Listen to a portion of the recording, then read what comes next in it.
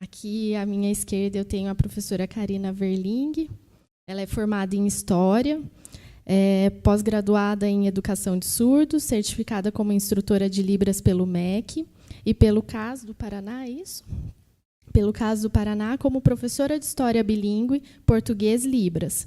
Atualmente, ela também tem um canal de aulas de história, aulas de história em Libras no YouTube. Também, se eu tiver esquecido alguma coisa, vocês podem se apresentar mais adequadamente depois.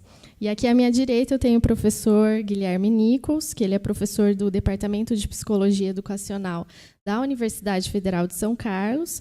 Mais especificamente, ele é professor do curso TIUSP, que é o Bacharelado em Tradução e Interpretação Libras-Português. Ele é graduado em Letras pela UFSC, Universidade Federal de Santa Catarina, e mestre em Educação pela Unicamp. Atualmente, ele também é doutorando da Faculdade de Educação aqui da Unicamp. Então, mais uma vez, eu encerro parabenizando e desejo a todos vocês uma ótima sessão de discussão da educação de surdos.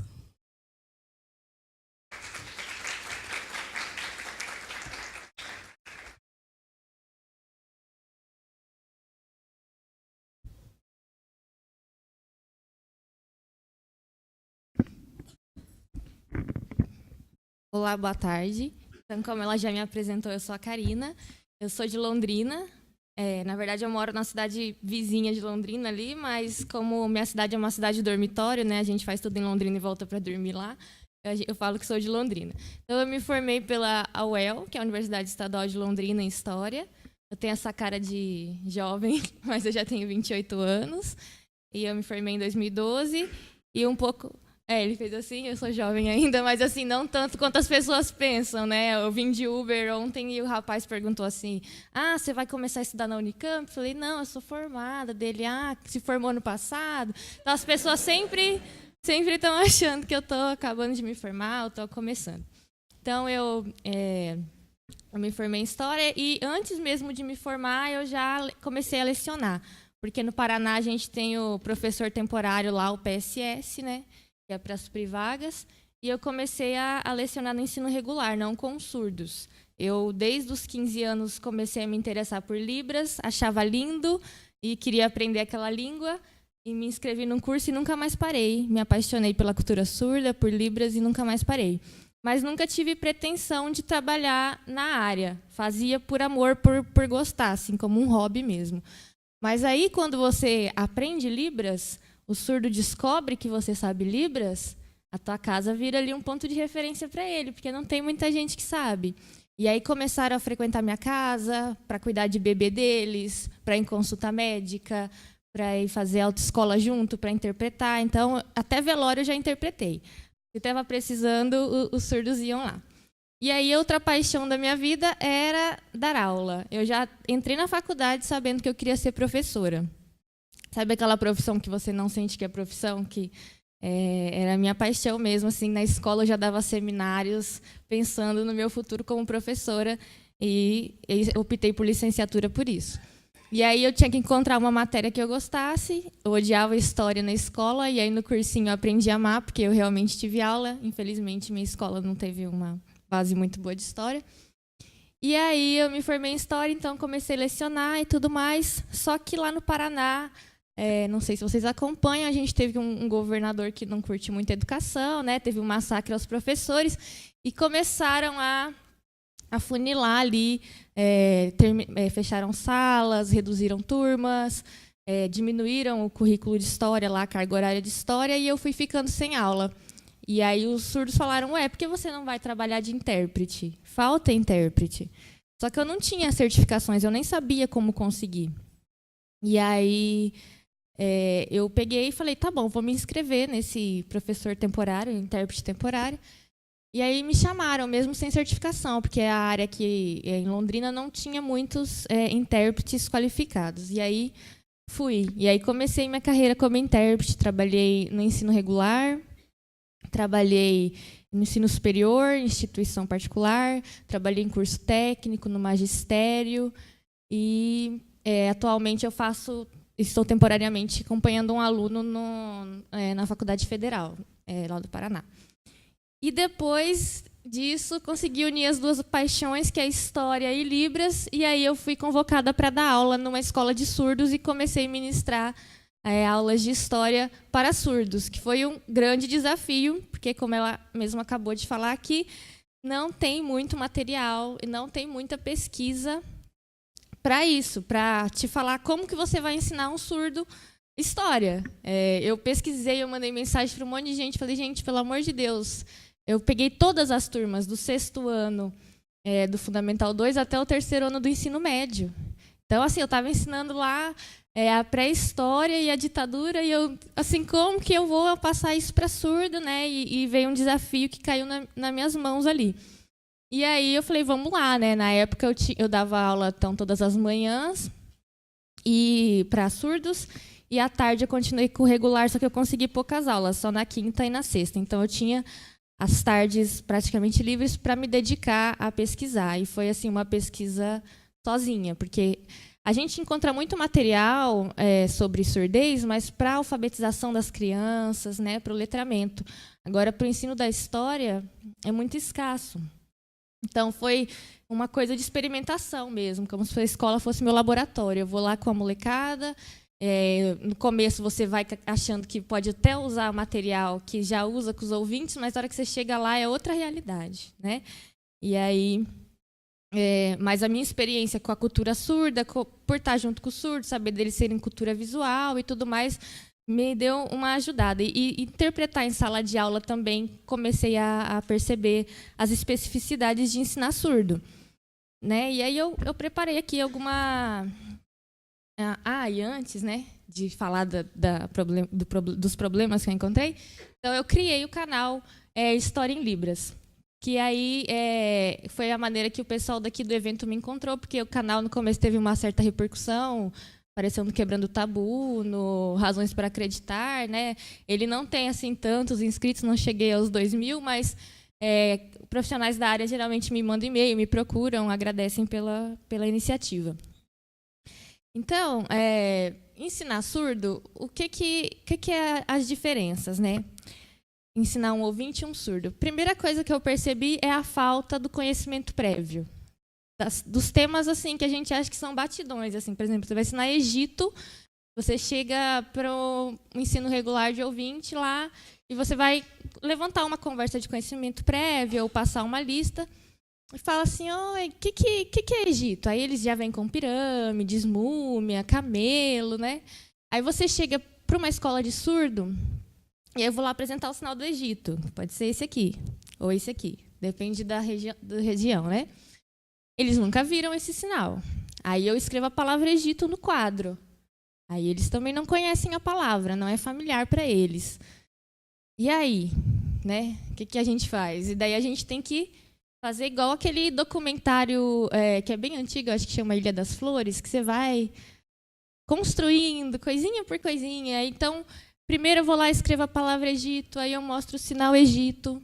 Aí eu vou mostrar uma imagem de uma pirâmide. Aí, de repente, eles já viram a pirâmide, mas eles não faziam ideia do que é Egito. Porque, pensa, quando eu fiz a minha especialização em Libras, eu fiz uma pesquisa com as famílias para saber quantos surdos conseguiam se comunicar com as famílias. E, assim, foi muito assustador para mim, porque, primeiro, que nenhum pai... Eu pesquisei muito surdo, nenhum pai sabia falar Libras. A maioria é a mãe que tomava a iniciativa, mas ela também sabia uma Libras básica, para se comunicar o básico. Às vezes tinha algum irmão ou primo que tinha interesse e crescia junto e aprendia, mas assim era uma vida muito solitária, eles não tinham contato. O português, principalmente para os adolescentes, né, para os pré-adolescentes, para as crianças, também não é fácil. Eles estão aprendendo, eles estão adquirindo vocabulário, mas a gente tem que pensar que como eles não têm essa parte do som, e nossa língua é fonética, a escrita é fonética, para eles absorver é como se cada palavra fosse uma imagem, né? Então, assim, é muito complicado. É como se alguém apresentasse uma palavra com caracteres japoneses e falasse para a gente decorar ela, né? Então, assim, para o surdo é muito complicado. Então, a família não tem contato. Ele vai ver uma coisa legendada, não faz muito sentido para ele. Então, ele vai ver uma imagem de uma pirâmide, e é uma pirâmide. Ele vai criar na imaginação dele, de repente, de criança. Então, a gente tem que... É uma coisa complicada, porque... E que visão que eu vou passar para ele? A minha visão do que é o Egito? Né? Eu vou... É uma coisa que eu sempre estou me questionando, assim. Então, eu chego lá, e aí eu passo para eles lá a palavra, eu vou tentando passar imagens, e aí entra em outra dificuldade, que na escola pública não tem recurso para a gente usar com surdo. Lá no Paraná, a gente tem uma TV na sala de aula, que é a TV laranja, que é uma TV de tubo que tem uma entrada de pendrive, que não passa de tudo naquele pendrive, né? Então, a gente tem que adaptar lá para passar no pendrive. Só que, por ela ser antiga, muitas salas já estão queimadas. Então, assim, o surdo é visual, é uma cultura visual. E aí? Você não tem nem um data show, você não tem mal uma televisão. Aí, você quer imprimir, só que daí a gente tem um limite. Você vai imprimir 4 páginas por aluno, daí se você imprimir uma imagem, você já não pode imprimir a prova. Né? Então, o livro didático, às vezes o livro didático escolhido nem tem imagens, e é uma cultura visual. Então, você tem que se desmontar para ensinar para um surdo. Então, as duas coisas que falei foi falta de conhecimento prévio, falta do material, falta de recursos na escola e no ensino regular, né? Que aqui eu estou falando da minha experiência numa escola com surdos. O ensino regular, a gente tem outros problemas. As pessoas são a favor da inclusão, então coloca o surdo lá, muito legal a ideia, né? Só que será que realmente tem inclusão? Na minha experiência como intérprete, eu vi o surdo sempre isolado, sabe, da sala, aquele que ninguém escolhe para fazer o trabalho junto. Não por preconceito, por medo, por ser desconhecido. Os alunos não têm base do que é o surdo, da capacidade dele, né? E os professores também não sabem quem que é aquele sujeito que está ali. Falta conhecimento do profissional em sala de aula, eu percebo. Quando eu trabalho em intérprete, já aconteceu a situação de professor trancar a porta e não deixar eu entrar, achando que eu ia passar cola para o surdo na prova. Sendo que é porque ele não entende o português corretamente, de repente, e aí eu tenho que interpretar para ele. Não é que eu estou passando cola, eu estou explicando a questão, né? Eu estou interpretando a questão.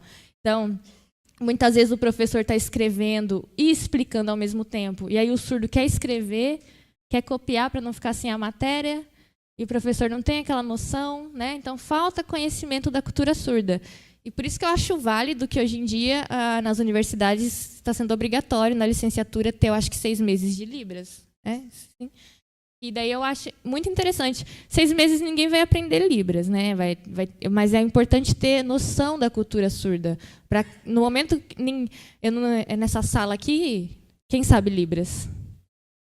E muito provável que, no futuro, vocês vão para uma sala de aula e entre um aluno surdo na sua sala, e aí você vai chegar lá e vai trancar a porta na cara do professor. Não, porque vocês têm essa base da cultura surda, que ele precisa de um intérprete, como a gente tem as duas excelentes aqui. E por isso que eu acho muito válido. Às vezes as pessoas me pagam para dar aula de reforço, que fazem essa disciplina, e ficam reclamando e falando que acham bobagem, que acham bobeira, estão perdendo 6 meses, mas eu acho muito válido. Pela inclusão. Vocês não estão aprendendo isso para poder falar outra língua, tá? É só para o surdo poder, o professor saber com quem ele está lidando na sala de aula dele, né? Além desses problemas que eu estou trazendo, atualmente, você trabalhar com surdo tem outras questões que agora não existe apenas, né? Sempre existiu, mas antigamente eu percebo que tinha mais surdos puros, que são apenas surdos. O único comprometimento deles era a surdez. Hoje em dia, a surdez está sendo assim, a surdez pura está sendo mais erradicada, porque as doenças que causavam hoje têm vacinas e tem assim uma evolução na medicina. Então, aparecendo muitos surdos que são ligados a outros comprometimentos. Então, muitas vezes os sujeitos surdos não estão vindo só com a surdez, né? Vem com outras coisas associadas. E aí é um outro problema. E eu trouxe, como exemplo, graus e comprometimentos da pastinha.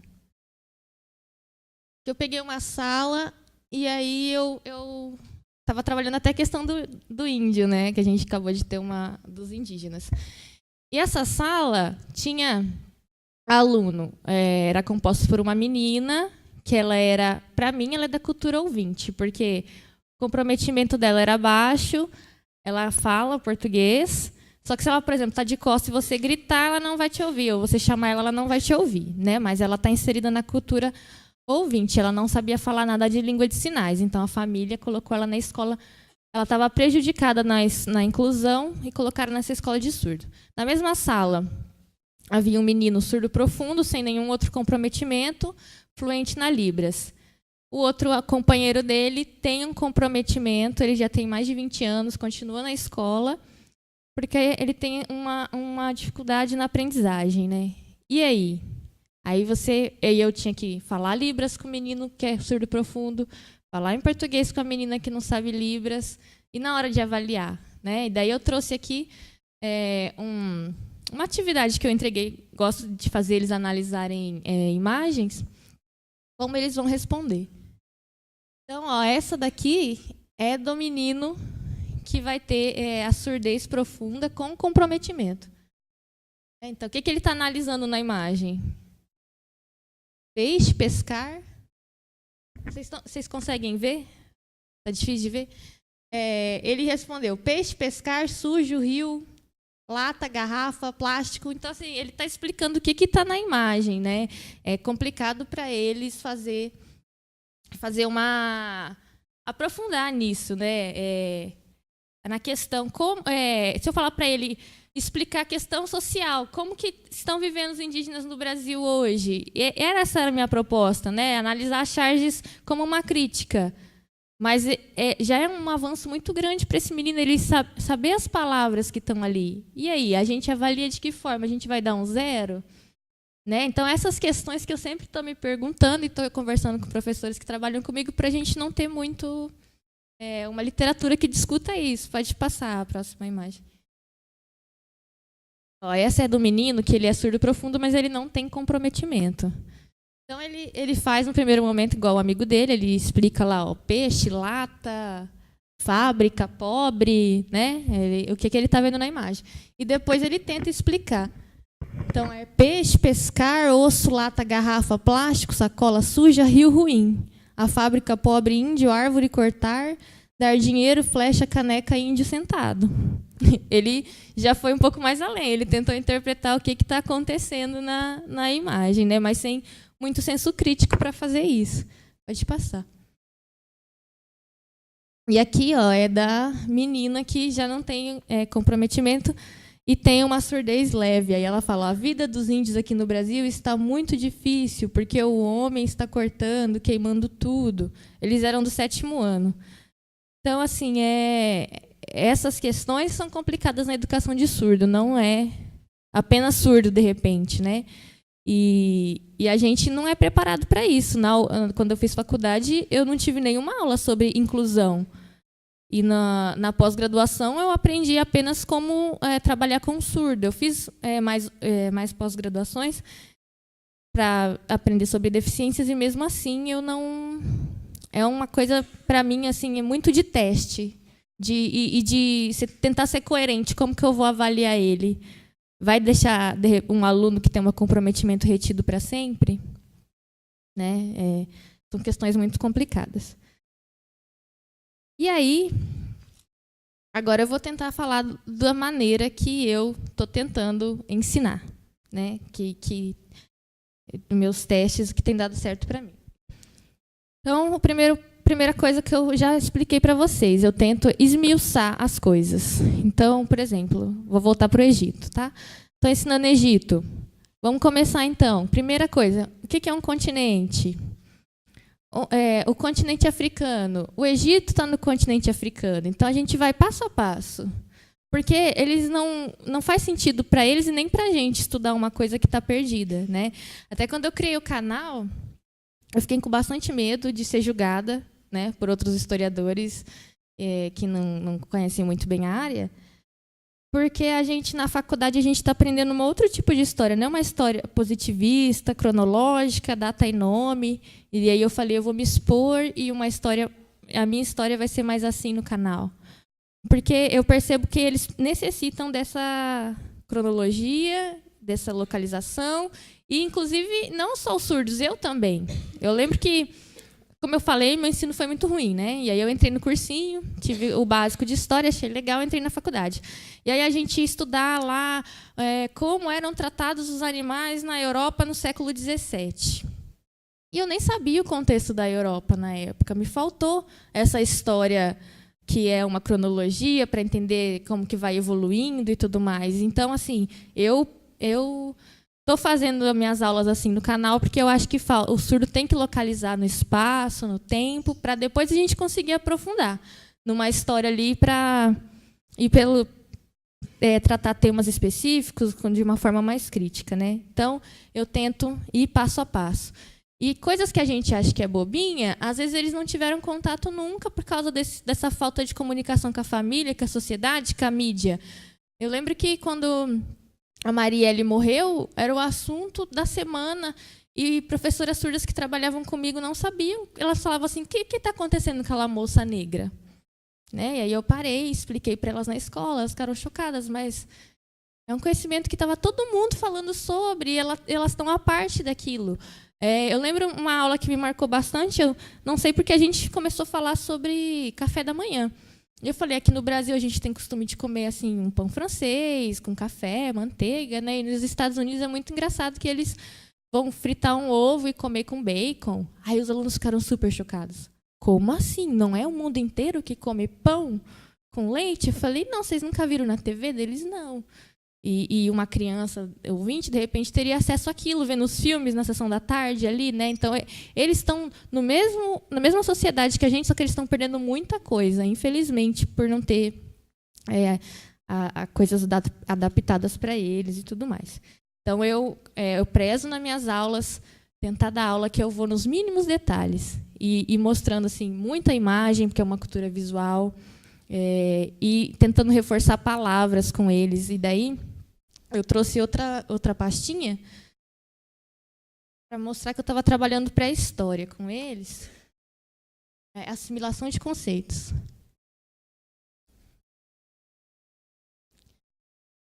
Então, assim, eu gosto de trabalhar a imagem, então eu esqueci de trazer a imagem. Era uma imagem que tinha caça, pesca, coleta, né, que a gente trabalha na pré-história. E eles não sabiam o que significava a palavra caça, pesca e coleta. Então, além da história, eu tento fixar conceitos, palavras com eles, né, para eles. E aí aqui a gente pode ver, ó, eu perguntei o que era caça, né? Ó, matar animais. Está correto, né? Eles vão matar animais. E se você perguntasse por que eles matavam, eles iam responder que é para comer. Eles entenderam. Então, matar animais, matar peixe, pegar fruta, o caça, pesca e coleta. Eles definiram para mim o que é. E aí eu perguntei o que era nômades, né? Lá, precisa procurar comida, caça, coleta, pesca. Então, porque eles eram nômades, porque eles estavam nessa busca da sobrevivência aí de comida e tudo mais. Então, eles conseguiram entender. Essa turma aí era o primeiro ano do ensino médio. Parece ser uma coisa infantil, mas é porque eles não tiveram uma base antes. Infelizmente, uma outra crítica que eu tenho que fazer é a falta de profissionais, né? Não tem muitos profissionais da área, até porque a gente não é remunerado diferente. Por exemplo, eu sou professora de história, eu tive que fazer 300 bancas para poder dar aula para surdo, mas o meu salário é o mesmo. Por que alguém vai se esforçar em querer se especializar, né? E tem que gostar muito, porque não é fácil Libras, a gente tem que estar sempre se atualizando e tudo mais. Então, falta profissionais, e daí, além de faltar contato com a família, de faltar conhecimento com amigo, com mídia, falta na educação também. Onde eu vivo tem excelentes profissionais com surdos quando eles são crianças, mas na hora que eles vão para o Fundamental e Médio, ali, Fundamental 2, falta profissionais, né? Nas disciplinas específicas, então eles perdem muito. Então, eu estou fazendo no primeiro ano um trabalho de sexto ano porque eles não tiveram essa base antes. Mas, para mim, é uma vitória ver que, se eles forem para o Enem um dia, eles vão saber o que é um nômade, né? Eles vão entender as características da pré-história. Aí eu coloquei vários desses que é de outros alunos. Ó, alguns vão mais além. Ó, eles precisam procurar alimentos, por exemplo, procurar frutos, coletar, pescar peixes. Então, com o tempo acabando, porque ele pega todo o recurso, né? Ele entendeu que eles precisavam se mudar porque acabava o recurso do lugar. Então, essa é uma das formas que eu tento trabalhar, misturar absorção de palavras, de conceitos, com as imagens e tudo mais.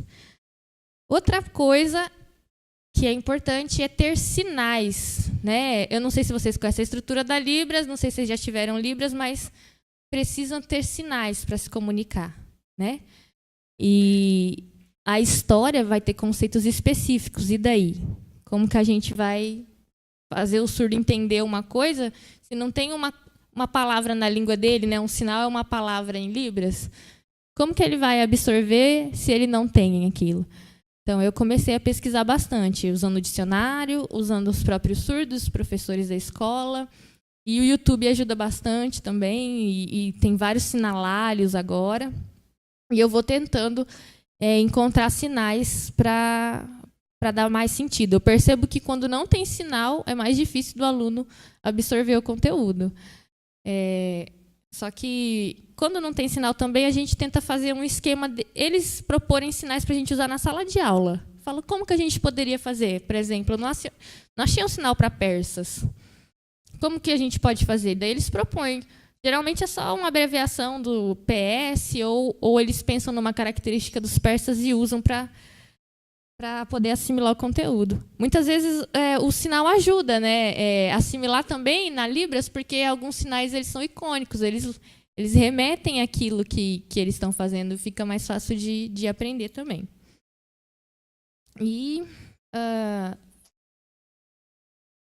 Então, eu acho que eu já expliquei as principais coisas. Então, se vocês entrarem no meu canal, vocês vão entender o porquê eu explico história daquela maneira, de forma mais simplificada. E lá eu também tento usar bastante recurso de imagem e tudo mais. E é um trabalho difícil. Para fazer as aulas para o canal, tenho que pesquisar tema. Eu, às vezes, me baseio em livros didáticos, porque eu quero que o aluno estude de forma autônoma. Na casa dele, ele possa abrir o canal e saber o que um ouvinte pode ler no livro didático dele. Ele vai ter lá as características de determinados períodos. Então, aí eu tenho que pesquisar isso, eu tenho que pesquisar os sinais, gravar, editar e fazer narração. E colocar legenda também, porque os sinais eles têm variação de lugar, né? Que nem na outra palestra eu vi elas fazendo índio, eu acho que é assim, né? Índio. Então, lá no Paraná a gente usa índio assim.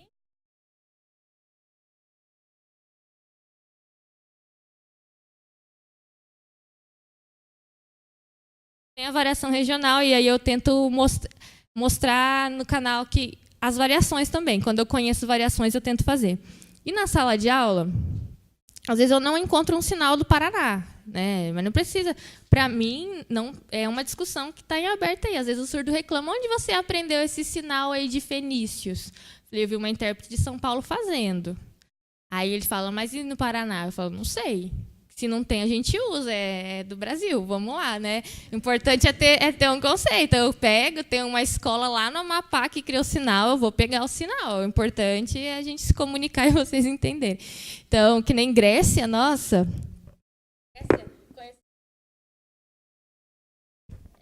É muito sinal, né? Então, a gente vai fazendo e o importante é se comunicar. E basicamente é isso. Eu não sou doutora em nada, né? Não desenvolvo pesquisa, mas eu acho muito importante ter esse diálogo da academia com a sala de aula, porque eu lembro que quando eu estudava a gente lia muitos autores que faltava um pouco de falar ali da experiência. Eu fico muito agradecida por ter me chamado. Desculpa, né? Se eu fui muito rasa, não sei. Espero que vocês tenham gostado.